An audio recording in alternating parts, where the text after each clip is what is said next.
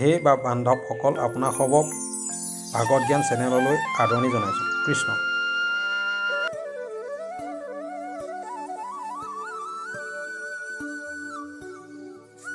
আজি কৃষ্ণ কথা, শ্ৰীকৃষ্ণৰ সেই বাঁহী, বংশীৰৰ স্বৰে মোহে ত্ৰিভুৱন। জানোচোন আহক। হে সাধুসক, আপোনাৰ সবে আপোনাৰ খবৰ ভাগৱত জ্ঞান ইউটিউব চেনেল ভাগ ছাবস্ক্ৰাইব কৰি ল'লেনে বাৰু আগলৈ ভিডিঅ'সমূহ পাবলৈ। ভগৱন্ত বস্তু শ্ৰীকৃষ্ণৰ সেই বাঁহীটো, যি বাঁহীটিয়ে ত্ৰিভুৱন বিমোহিত কৰিছিল। সেই কথা কোৱাৰ আগতে আমি অকণমান আগলৈ যাওঁচোন আহক। কংসৰ কাৰাগাৰত যিদিনা কৃষ্ণ ভগৱন্ত বস্তু আৱিৰ্ভাৱ হৈছিল, সেই আন্ধাৰ নিশা ধৰ্মৰ প্ৰতিষ্ঠাৰ হেতু জ্যোতিষাস্ত্ৰৰ গণনা অনুসৰি ভগৱান শ্ৰীকৃষ্ণৰ জন্ম হৈছিল খ্ৰীষ্টপূৰ্ব ৩২২৮ চনৰ ১৮ জুলাই তাৰিখত। বতাহ, বৰষুণ, আন্ধাৰ নিশা বসুদেৱে মাজ ৰাতি কংসৰ ভয়ত ফেনে ফটকাৰে উফন্দি থকা যমুনাৰ পাৰ হৈ গকুল বৃন্দাবনৰ নন্দ যশোদা ঘৰত কৃষ্ণক থৈ আহেগৈ। নন্দ যশোদানৰ কথা কি ক'ম, তেওঁলোকৰনো কি নাই, সকলো আছে, কিন্তু এটি সন্তান নাছিল। সেই দুখে খুলি খুলি খাই আছিল নন্দ যশোদা। নন্দ যশোদাৰ সন্তান হোৱা বুলি গম পাই গকুল বৃন্দাবন আনন্দৰে ভৰি পৰিল। নন্দ যশোদা ঘৰত গকুল বৃন্দাবনত কৃষ্ণ লাহে লাহে ডাঙৰ হ'বলৈ ধৰিলে। গকুলৰ নন্দকে আদি কৰি মানুহখিনিয়ে গৰু পোহে, গোৱাল, গাখীৰ উৎপাদন কৰে, গাখীৰৰ পৰা মাখন তৈয়াৰ কৰে। গোপক গোপীসকলৰ কাম সেয়াই, আৰু যি কামেৰে তেওঁলোকৰ জীৱন নিৰ্বাহ হয়। নন্দ গোৱালসকলৰ মূল মানুহ মুখিয়াল। নন্দয়ো ল'ৰালি কালত গৰু চৰাইছিল। নন্দৰো এটা বাঁহী আছিল। নন্দয়ো বজাইছিল বাঁহী গৰু চৰাওঁতে, কিন্তু সুৰ ভাল নাছিল। সেই এপাহতে নন্দই বাঁহীটো বৰ সযতনে মৰমেৰে থৈ দিছিল। আৰু এদিন কৃষ্ণই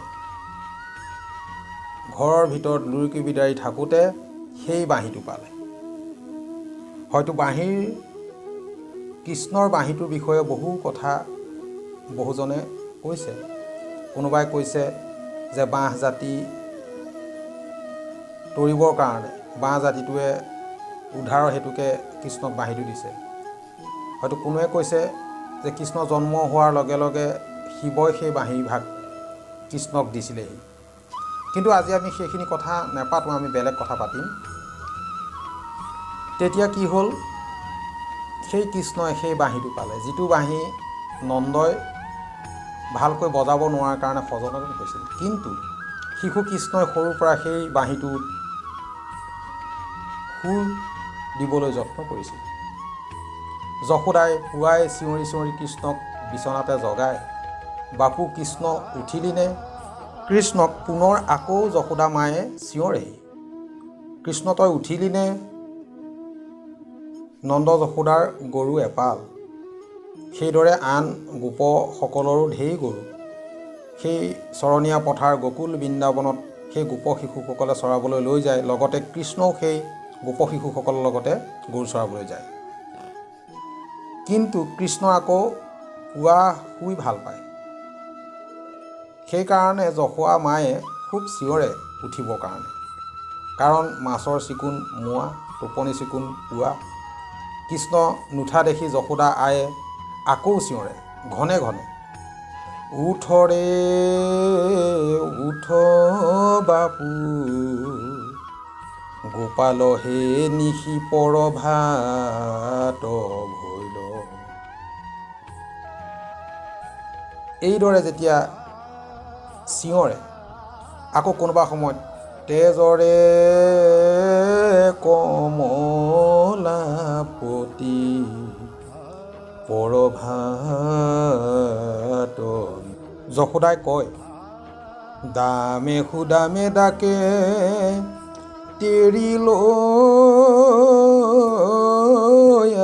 নাম। হেৰদে হৈ উঠি আহিল বলৰাম। নন্দ গৈল বাথানে গো আলগে পাল। সুৰভি চাৰিতে লাগে উঠৰে গোপাল। এতিয়া কথা হ'ল, কিন্তু কৃষ্ণৰ লগত সেই অকল বাঁহীটোৱেই নাছিল, তেওঁৰ লগত আন আন বস্তুবিলাকো সেই গৰু চৰাবলৈ যাওঁতে লৈ যায়। কি লৈ যায়? ক্ষীৰ লৈ যায়, লৱণো মানে মাখন লৈ যায়, শিঙা, বেত বেনু। গোপ শিশুসকলে কৃষ্ণক লগত লৈ দিনটোৰ কাৰণে সমস্ত বস্তু লগত লৈ সেই যমুনাৰ কদম্বৰ তল পায়গৈ আৰু বালিত তেওঁলোকে খেলা ধূলা কৰে। কৃষ্ণই কদম গছৰ ওপৰত উঠি ত্ৰিভুৱন মোহিত কৰা সেই বাঁহীৰ সুৰত সুৰ দিবলৈ আৰম্ভ কৰে। বাম বাহু বাম কপোল থাপিয়া মধুৰ বেনুক আনি অধৰে অৰ্পিয়া। ৰন্ধ মধ্যে কোমল আঙুলি ছয় চালি যেতিক্ষণে বংশীডাল দেন্ত বনমালী। তাক শুনি সমস্ত তৰু তৃণ পশু পক্ষী বৃক্ষ আনকি মেঘো কি হৈ যায়, সেই সুৰত বৈ থকা নদী মোহিত হৈ ৰৈ পৰে। ভগৱন্তৰ বস্তু কৃষ্ণৰ সেই বাঁহীৰ বা বংশীৰ 7টা ৰন্ধ আছিল বা 7টা ফুটা আছিল। সেই 7টা ৰন্ধক 7 প্ৰকৃতি বুলি কৈছে। নিজ বাংশী ভৈল নিজ প্ৰকৃতি নিয়ম, 7 গুটি ৰন্ধে 7 প্ৰকৃতি প্ৰথম। হৰিৰ অধৰে ফুংকে পুৰুষ চৈতন্য, জৰ বাংশী প্ৰকৃতি কৰাৱে প্ৰৱৰ্তন। কাৰণ ঈশ্বৰজনহে চৈতন্য, আন 4 মুঠি জীৱ ব্ৰহ্মাকে আদি কৰি এইসমূহ হ'ল অচেতন, মায়ায়ে মোহিত। হৰিৰ বাংশীৰ ভাই শুনিও কাৰণ, যিহেতু বংশীৰ চৰে মোহে ত্ৰিভুৱন।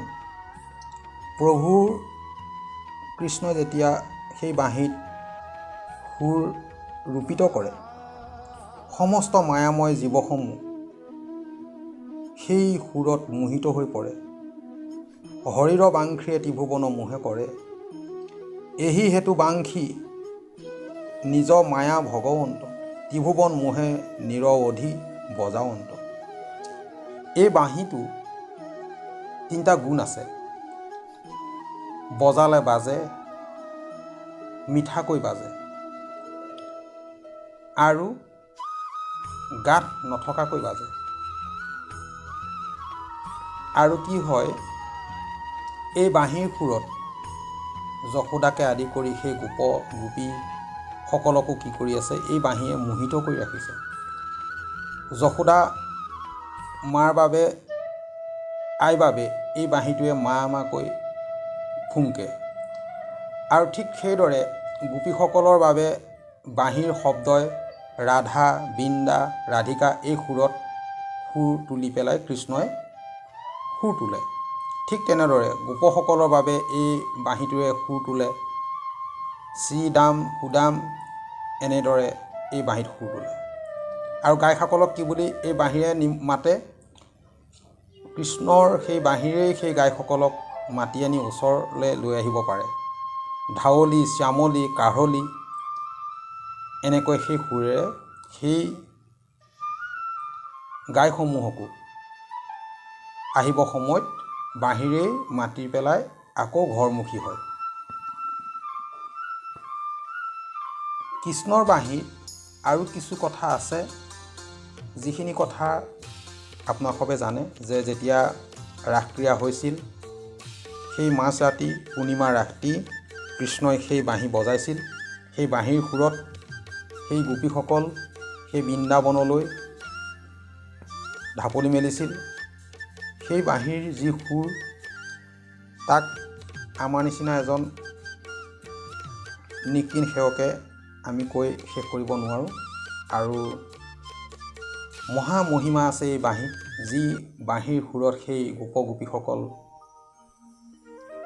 একাত্মক হৈছিল আৰু জীৱ আত্মা আৰু পৰমাত্মাৰ মিলন হৈছিল। কীৰ্তন পুথিত এনেদৰে কৈছে, হেনহৰি যেখন বাংশিক নাদ কৰৈ, গৰু মৃগগণো তেখন চিত্ত হৰৈ। তাৰমানে যেতিয়া কৃষ্ণ ভগৱন্ত বস্তুৱে সেই বাঁহী বজাইছিল, গৰু সেই হাবিত থকা মৃগসমূহৰো চিত্ত কি কৰিছিলে? হৰণ কৰিছিল। আনকি ঘাঁহ নাখায়, কাণেৰে একান্ত মনে সেই বাঁহীৰ সুৰ সেই গৰু আৰু মৃগসমূহেও শুনিছিলে। আৰু কি হৈছিল? নাম ধৰি ধেনুক ডাকন্ত বংশী ৰাৱে, নদী সবো শুনি স্তম্ভী থাকৈ প্ৰেম ভাৱে।